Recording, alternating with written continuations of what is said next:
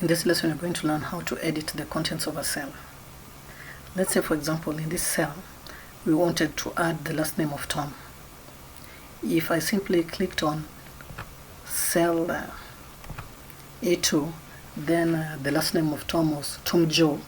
Then I type the words Joe, then press the return key or the enter key. You can clearly see that Excel replaced the name Joe.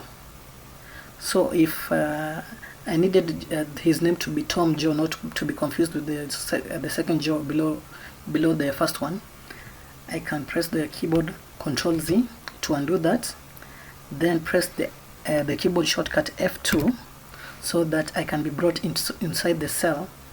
Press the spacebar, then type the words Joe.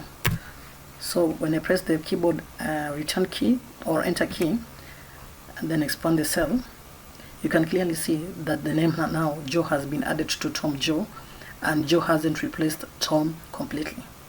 So remember, whenever you're going to be editing contents within an Excel document, don't simply just highlight the cell then start typing words inside it. You need to press the F2 keyboard key, or you can double click on the cell so that your cursor is located within the cell itself, or you can click on the formula bar, then press the spacebar, then you can edit the cell contents.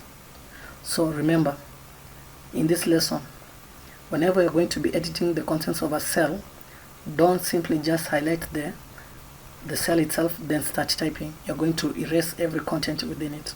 You need to press the keyboard F2 on your computer, or double click on the cell itself so that the cursor is located within the cell itself, then press the spacebar, or just simply edit the content what you want to edit or remove.